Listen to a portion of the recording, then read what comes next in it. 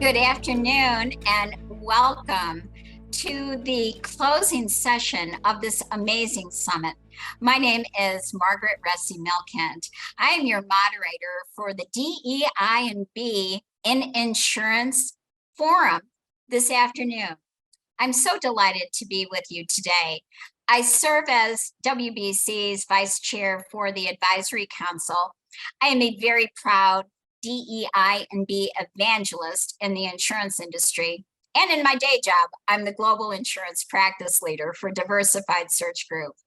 Today, we are very blessed to have three amazing leaders in diversity, equity, inclusion, and belonging to share their wisdom, to share their views, their stories, their authentic voices. And we're going to make the most of our time. We're going to do 3 micro sessions. And we're going to tee up with Marissa.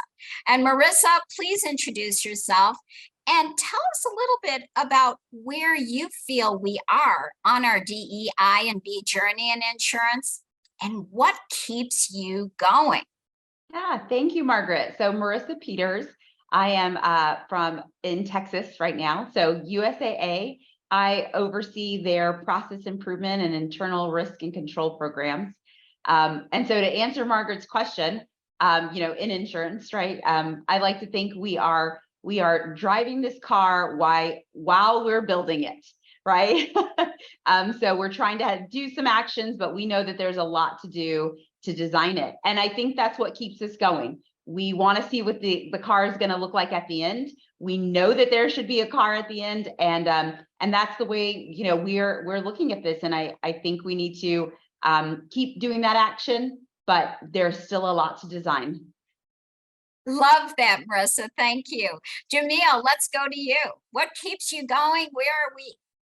Yeah, Jomil Guerrero, Chief Diversity Officer at New York Life. I think where we're at, I'm relatively new in my role, so I spent a lot of time in the last 6 months talking to other Chief Diversity Officers of various industries, including the life insurance industry. And I would say, I think we are doing a great job of helping our employees feel included and have that sense of belonging, through programming, ERG's development. I think where we still have a long way to go, and I agree with Marissa on building the car as we're driving it, is helping to increase representation specifically at senior levels.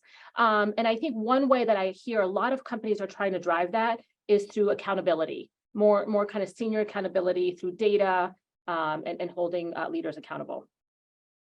Wonderful. And next, over to you, Marta.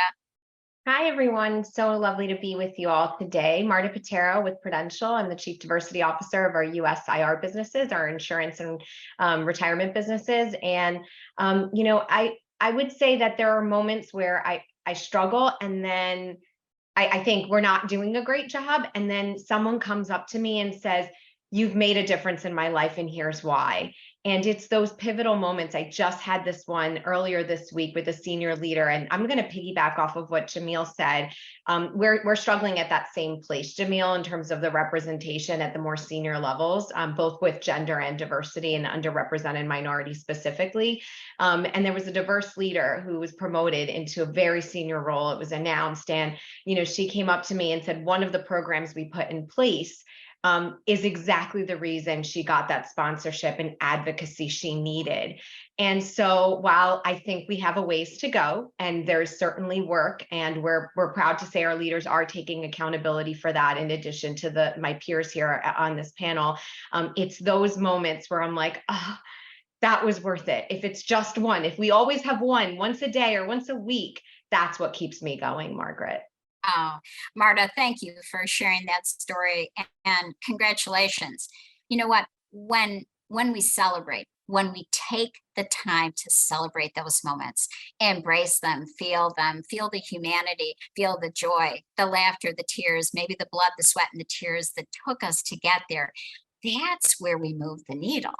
That's where we can feel the change. And, I have to tell you all, I'm an optimistic person. Those of you who know me, I believe, and believing is half the battle. The other half of the battle is being action oriented. So that's going to move us over to our next micro session. And let's talk about your programs, your initiatives. what are you doing that you're proud of, that you believe is going to work? And I want to frame this as this is a safe space. We're all in this practice together. It's like yoga. Yoga is not yoga perfect, it's yoga practice. So this is a safe space. This is a place where we can all use our authentic voices and share and learn together. So Marta, I'm going to start with you this time. And would you share with us one of your amazing programs? And I know you have a lot, but I bet I know which one you're going to talk about. Yes, you do, because we're super proud of this one. And I think for us, because today's panel is really focused on the insurance industry, this is why I'm picking this program, because it's specific to getting more talent into insurance, right? So starting with the early talent pipeline, I know I hopefully I'm not wrong in misspeaking, but I have a feeling I'm speaking for my wonderful peers on this panel, because I see USAA, I see New York Life doing this wonderful stuff and connecting with early talent at the college level, even at the high school level. But what Prudential is doing is we're taking it a step deeper. We are now going into grammar schools. We really are. We need to get into the middle schools and the grammar schools, because what we are finding is that, especially with female talent, the decision for them to go into STEM fields like finance or technology or others, it starts that early. And I had a moment, and I've shared this with Margaret, where I was in a conversation with a family member, and they were talking about their daughter and how good she was at certain things at school, reading and writing being one of them, and math being a place where she was struggling. And we said, oh, it's not a big deal, we'll just push her to be a writer. And she's 5. Just keep in mind, this little girl's 5 years old. And that moment was exactly the moment that I said, and this is part of the problem. We are not, he was already thinking, and he meant well, and I know he meant well, but he was already thinking, let's push her to something else. Let's not push her to something else. Let's push her to do more and to learn more and to find out how we can help her. And so Prudential has launched a program where we are getting some of our earlier talent in their careers. So people that are coming out of college to connect with younger folks in these schools, creating math programs and fun challenges where they're doing the math with them. So they are giving back to the community and helping them with their financial literacy and learning of math skills, but also already planting the seed that insurance can be a lot of fun. And here's what you can do if you were to think about joining a company like Prudential. Oh, Marta, thank you so much for sharing. And we've got an amazing moment with STEM, because insurance is STEM, when you think about it. And it's not just the traditional things that you think about with actuarial science or data science. Yes, those are really important, but claims. What about human resources, risk management, finance, engineering, risk management, all of those, and technology and modernization. I mean, there's so much, and insurance is fun. And to shine the spotlight on this great industry, and I can't help myself, everybody, insurance is good. Insurance is noble. People who are drawn to insurance are servant leaders. They want to make the world a better place. And this generation and that amazing 5-year-old woman, I hope that someday she is an insurance CEO. So let's go to you, Jomil. Tell us what's happening at New York Life. Yeah, first of all, I think that's awesome, Marta. My eyes just popped open when you were talking about elementary schools. My brain hadn't quite gone there. I think that's tremendous. I would say I'm going to bring it back kind of in-house. I would call out two things we've been focused on in the last couple of years. And it's really, I think about distributed DEI, right? And one thing we've done for our employees, we've expanded our Office of Diversity and Inclusion to be the DEI Center for Awareness and Advocacy. So in addition to our ERG programming, our cultural competency classes, things like that, we have created an advocacy program where folks can opt into coaching, mentoring, development programs. Historically, I think in a lot of companies, some of these development programs, coaching, mentoring are saved for kind of only those people who are deemed high potential, which has excluded a part of the population. And also, I think takes away that access where you want to opt into something you want to work on. And so we've created a set of programs through the center. The second program that I will mention is in our agent general offices, where our agents are the ones that are interacting with our clients, right? And so we're really thinking about how do we create cultural competency in our agents that are interacting with our communities, because they need to kind of understand the constituents within their communities and be able to better serve them. So really thinking through that theme of like distributed DEI, where we're all like rowing in the same direction. Oh, I love that, distributed DEI. Can we use that, Jomil? That's a good one. That's a good one. Thank you. And over to you, Marissa, and USAA. Yeah, absolutely. So, USAA is so large. The one I want to talk about for this being insurance is 2 years ago, we started what we call our P&C Women in Leadership. And we did it based around data to see why manager level females were not moving up or leaving, and really looking into that. And so we started this group, all volunteer based. I was hey, we think we have this idea. Who wants to help? Had so many people to help. And now it is a fully thriving program that has different capstones in it. And I'll just cover a couple. Our biggest one is what we call our Action Learning Sprint, where executive leaders nominate different directors from across, and they give them a problem to solve, not in their space. And then they end that by presenting to the president and all the senior leadership. They get the executive sponsors. It's getting them that recognition. I mean, it is just really has taken off. Then these women then become advocates, and then they become groups, right? The second one, a little of what Marta was saying, not as deep, but we started Daughters Day. And interesting enough, that started off as a joke of, if you asked our children what we did, they could never answer, right? And so they said, let's do a Daughters Day. And sure enough, that for the second year in a row, about 50 daughters came, and we do high school aged and have a whole half day. And we teach them about the unique jobs, like mine is not a specific P&L role, or I'm not an actuary. I'm improving processes for the insurance company to run. And we, also give them what confidence looks like, what to prepare for.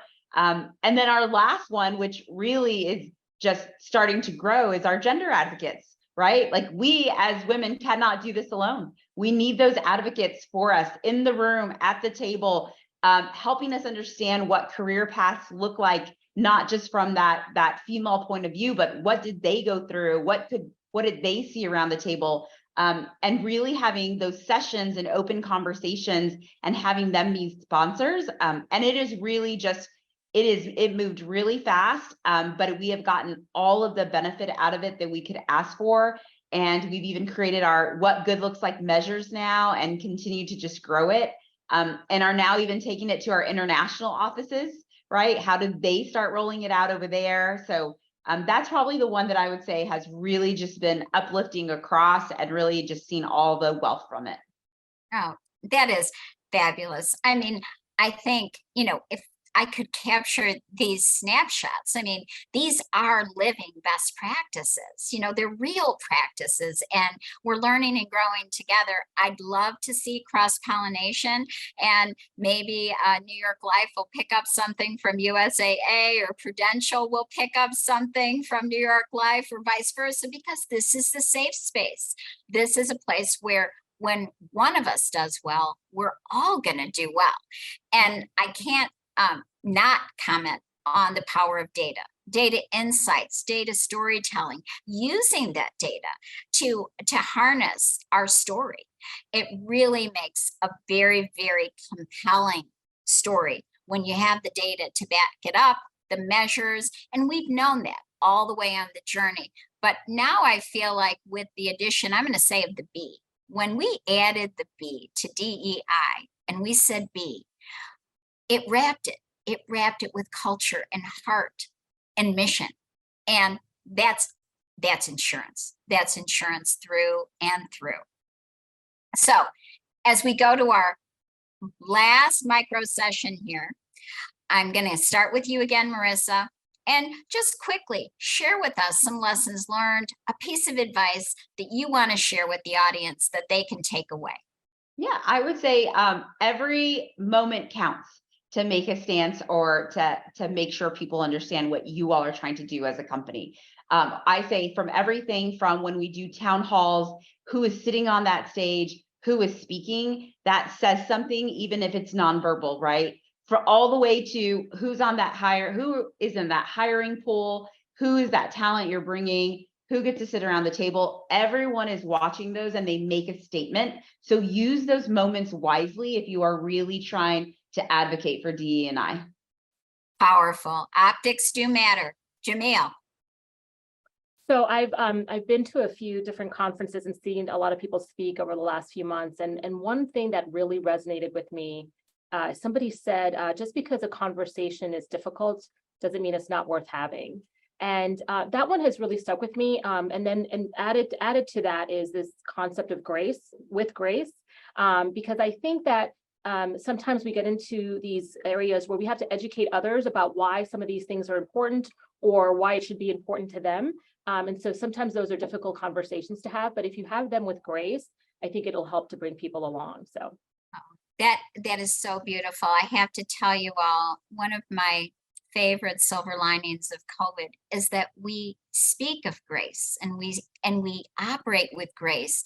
And I ask people to give me grace. That word grace, I think, just had a spotlight shown on it during COVID, and we're never going to let it go. And now, Marta, lessons learned for us or advice. Yeah, let me connect two things. Something that you said, Margaret, to kick off this micro session, and then close it out with what Jomil just said. So the data piece is so important. I think the measurement is really how you have people have accountability. So Jomil had talked about it with New York Life and making sure leaders are accountable. When you're measuring, they're going to want to monitor progress and they're going to want to see what that means. But don't underestimate the power of that qualitative feedback in terms of results. And that's where I'm going to tie in what she just said with grace, in sharing moments that matter, those moments that matter, whether it's a moment with a customer, a moment with an internal employee, a moment with a group of people if you're giving back. So one of the things we started to build out into our diversity, equity, and inclusion updates for leadership is sharing moments that matter and allowing a leader to share whether it's an experience they had with someone or share a story of how they made an impact in someone's life, whether it was their professional life or personal life, something that we have done in their journey as it relates to diversity, equity, and inclusion. And that goes in that same deck. That goes in with the numbers, because the numbers don't tell it all. It's all those moments that matter that I think really resonate and land well with leadership, but also that matter most to our employees and our stakeholders, and most importantly, our customers that we serve. Thank you, Marta. That is the red bow on top. So we have 2 minutes, a 2-minute drill, ladies. So we're going to do a quick lightning round. Marta, starting with you, what word or mantra do you want to leave this audience with? Diversity is the one similarity we all have. I say that all the time. We're all different. We all have different experiences, and together we will win when we share them and we're open and we open it with grace and that vulnerability. I think that's when we will win. Thank you. Jomil. I will say one that has really resonated with me. I've heard it several times over the last few years, and it's that proximity breeds empathy. And so, turn to the person next to you, get to know them. Get to know people that are not like you, and that's how you're going to really learn about the world and really at the end about yourself. That's great. Thank you. And Marissa. Yeah, I would say it's a marathon, right? This isn't a sprint, and it's a marathon, and we really need to approach it that way and care for ourselves and care for this and really see it grow and get to the end of that marathon. Oh, I love that. And I'm going to offer to everybody from two of my favorite mentors who have loved me and lifted me throughout my career. The first one is Grace Vandecruz. We lift as we climb. The second one is Sandy Callahan. Thank you, Sandy. Step into your power. Step into your power. Own it. Live it. Breathe it. Be brave. Be bold. Be kind. I want to thank you all for this time and this moment. Marissa, Jomil, Marta, Prudential, New York Life, USAA, we hold you up. We care about you. You care about us. And on behalf of WBC, we appreciate you so much. And for our audience, go out there, make us proud. We're doing it. Thank you again. Thank you. Bye-bye.